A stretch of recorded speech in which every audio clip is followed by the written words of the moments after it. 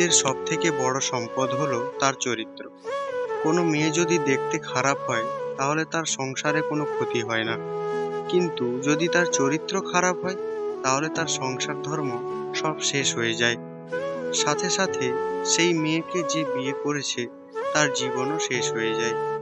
তাই বিয়ের আগে মেয়ের চরিত্র জেনে বিয়ে করা উচিত। পরকীয়া করা মেয়েদেরকে কি উপায় চেনা যাবে তা সম্পর্কে জানতে পুরো ভিডিওটি অবশ্যই দেখুন, আপনার কাজে লাগবে। নাম্বার 1, একাধিক পুরুষের সাথে সম্পর্ক করে যেসব মেয়েরা বা নারীরা তারা কখনোই ভালো হয় না, তাদেরকে ভালো মেয়ের তালিকায় ফেলা যায় না। নাম্বার 2, পরকীয়া করা মেয়েরা থাকে একজনের সাথে কিন্তু মনে মনে চিন্তা করে অন্য আরেকজনের কথা।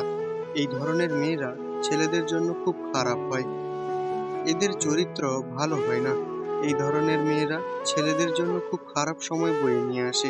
প্রকৃতপক্ষে এরা লোভী হয়ে থাকে। নাম্বার 3, তারা নিজেদের কিছু কার্যসিদ্ধির জন্য ছেলেদের সাথে সম্পর্ক গড়ে তোলে। এদের জীবনে অনেক বন্ধু বান্ধব ও সঙ্গী থাকলেও এদের কোনো প্রকৃত বন্ধু থাকে না। নাম্বার 4, এরা একজনের সাথে বেশি দিন থাকে না। আজ একজন তো কাল আর একজনের সঙ্গে। কিছুদিন পর পর এদের সঙ্গী বদল হতে থাকে।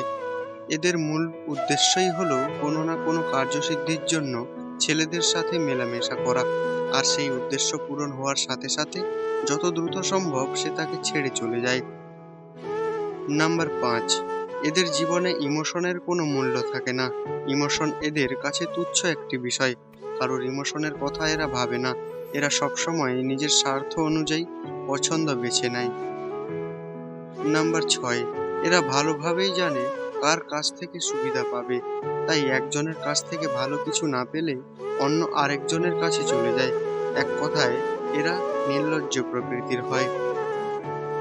নাম্বার 7, তিনি যদি আপনাকে এবং পরিবারকে আগের তুলনায় কম সময় দেয় তাহলে বুঝবেন তিনি পরকীয়ায় লিপ্ত।